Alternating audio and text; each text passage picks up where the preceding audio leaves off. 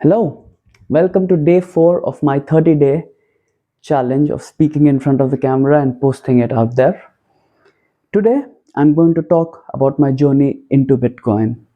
Yesterday was an important day for me. I finally convinced myself to anchor this channel around Bitcoin to pick a niche, at least to begin with. This is something that I've been struggling with a lot over the last few days, and it was good to have that clarity finally because on some level I knew that I had to pick a niche. I knew that this is just how this whole world works, that I need to give the algorithm some degree of clarity. I'll need to give the audience some degree of predictability on what it is that they can expect from me, at least to begin with. Because picking too broad a niche or not having a niche and just posting whatever, it could work, but it could take too much time maybe. And it just made sense to follow the path of least resistance here. And least resistance, algorithmically speaking, internally speaking, this was the path of most resistance. This was the path where I just wanted to talk about whatever interested me. I just wanted to talk with whoever interested me, with no cap or no boundary conditions on what the topic or subject matter could be. I guess I can continue to do that, but not in a recorded format, not in a format where I publish it to YouTube and to other platforms. Or I can still record it, but just choose not to publish it now. Just maintain that content library with myself for now and maybe publish it at a later date. That's also a possibility. Maybe I never use it because by that later date, I've already updated or upgraded rather my setup, my recording setup, my skills, and it would feel weird to post something from 2 years ago, let's say, at that point. But still, anyhow, doesn't matter. Bitcoin is going to be my niche, and Bitcoin seems too broad to be a niche, and that's something I'm slowly going to figure out what exactly my niche within Bitcoin is going to be. I can also do things around Bitcoin in general. I don't think it's too broad necessarily. I know I'm not a Bitcoin core person. I know I'm not a technical person. I don't know the code necessarily. I know enough to understand what the blockchain is. I know enough to understand how to safely store your own Bitcoin, whether it is through a software wallet or a hardware wallet. I've been in this market long enough to understand some of the vagaries of price, and maybe the word vagaries doesn't make sense. Vagarities, is it? I don't know. I've been an investor for long enough to just generally understand what investment is, what people look for when they invest, what are the typical challenges that they face, the tricks their minds play on them. I'm a cognitive scientist. I've studied cognitive science from the University of Vienna, so I know the challenges that they face. I know how to put them into frameworks, and I know how to think of solutions to these challenges. I know a thing or two about getting too greedy or being impatient, and the lessons I've learned, the hard lessons I've learned from both these things about trying to predict or time the market in any way, shape, or form, about trying to time a recession.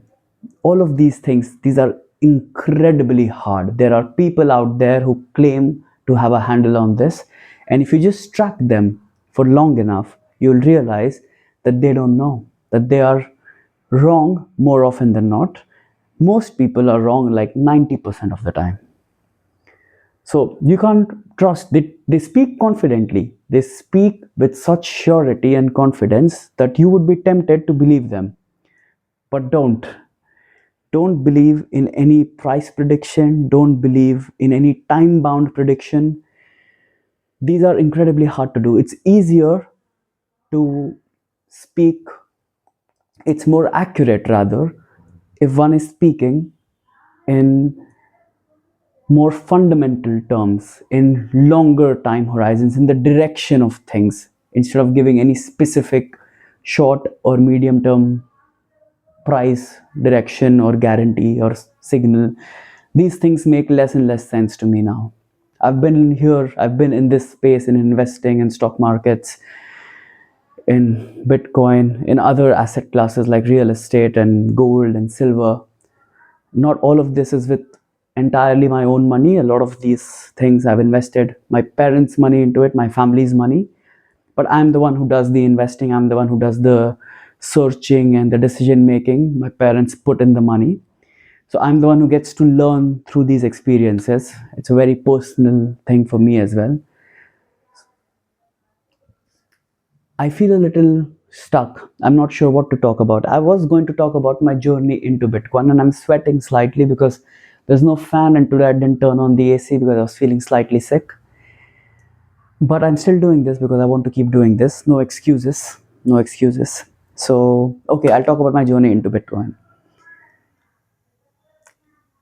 My journey into money, investing, finance, and then eventually Bitcoin, it all started, I would say, in the second year of my bachelor's, where I attended a workshop which was, I think, 2 weeks long, that was taken actually by a senior in our college. And it was a workshop on basically economics, finance. I don't remember if there was any investing that they taught in that workshop, but money and finance they covered. So basic economic principles like supply, demand, price, equilibrium, interest rates, the effects of interest rates rises or drops or any sort of change basically. I'm unnecessarily adding filler words here. I don't need to add. Basically, sort of. Anyway, let's continue. I also need to increase the energy. So this is, I told you in the first day of this challenge, that I'm going to be sharing things that I've learned along the way. One of the things I've learned is you need to up the normal energy that you speak with when you're speaking on camera.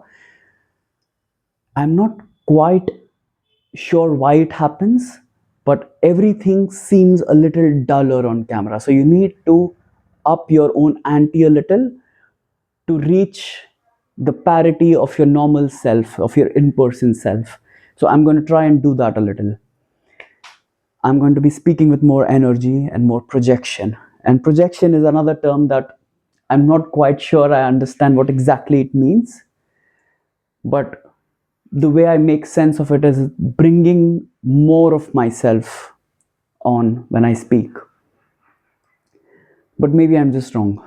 I don't know. I need to look into this. I have a few videos that I've like bookmarked to go through at some point. I'll do that.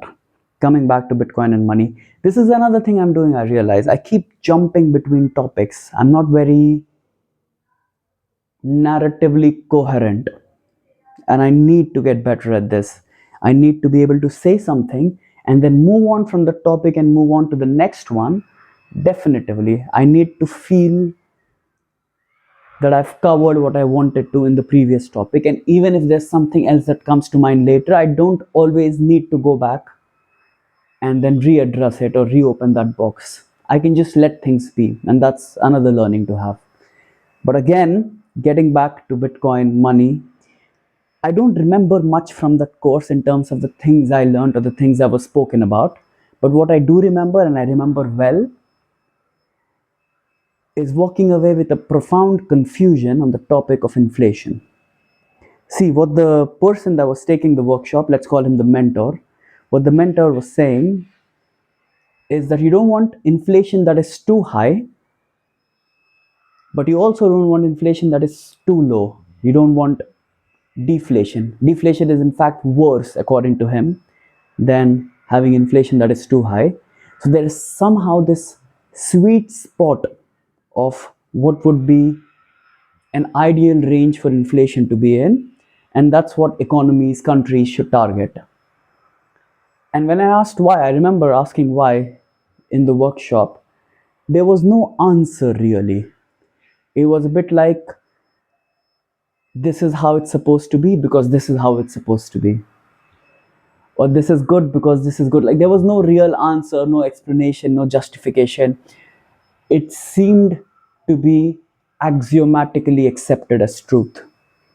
And Now, back then, it remained a mystery. It was a question mark in my head. On some level, I also accepted as an axiomatic truth, but I didn't really understand where this claim was coming from. And it was only in 2023 when I got into money, when I got into Bitcoin, when I started researching these things in depth, starting educating myself on these, and found the right resources to learn this from, that I finally understood that that whole inflation piece is something that the mentor himself probably did not understand. And it's a farce, it's a lie, it's a story that's been repeated so many times that people now just accept it as truth, as I said, an axiomatic truth. But it is not. There's one defense I can make for people who believe in this, which is that countries that have a history of low and stable inflation have done well economically over the last, let's say, 50 years or so, compared to countries that have had inflation that is either too high or just all over the place. There's very few countries that have actually had any real persistent deflation, and there's also a good reason for that. But the only evidence or the only supporting reason that people who promote low stable inflation, the 2 to 6% range, let's say, that we have in India, there's only one good argument for that, which is the circumstantial evidence from other countries. But the reason why these countries have done well versus countries who have had very high inflation or too unpredictable an inflation curve have not done well, when you understand it, it reveals to you that inflation itself is not good. It's not even the natural state of a world that is progressing technologically. It is a consequence of increasing money supply. Now, this is a fairly complicated concept, and this is something that I cannot, or rather will not, explain in this video. I'm going to be making a lot more videos, and these are just speaking practices for me essentially. But I want you to know this. This is a statement, this is a fact that I'm not explaining so well right now, but I will eventually. Just sit and think about this. This is for you to do. Imagine a world where the money supply is fixed and there is more and more that is being produced and consumed in that world. More tables, more chairs, more food, more software services, more travel, more of everything year on year over the long term. So the trend is going upwards. So more of production and more of consumption. If the money supply is fixed, if there's only so much money in the world in terms of the currency units, will the prices of things in that world, as it produces and consumes more, go up or down? And the answer is not a matter of opinion, it's not a matter of your stance on this whole inflation issue or what kind of economic theory you subscribe to. The answer is a matter of mathematics. The number of currency units is fixed, the number of goods and services that are being consumed is increasing. All these goods and services have to be priced in that fixed number of currency units.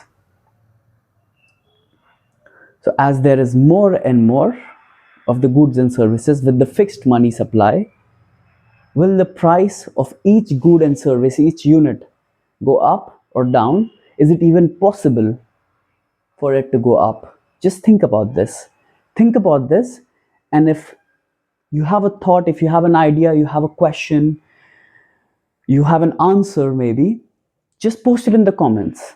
I'll go through the comments, I'll reply to anyone who's posted anything. I will help clarify your doubts. In fact, if I have a comment that I feel deserves a longer answer, a more detailed answer, my next video is going to be about that.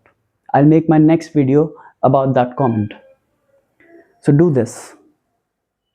Think about this and share your thoughts in the comments. And that's it for today. I'm already sweating, as you can see, and it's not a great day or a great mode for filming. But anyway, I wanted to do this, and I'm leaving you with something to do as well. So do this, share your thoughts, okay?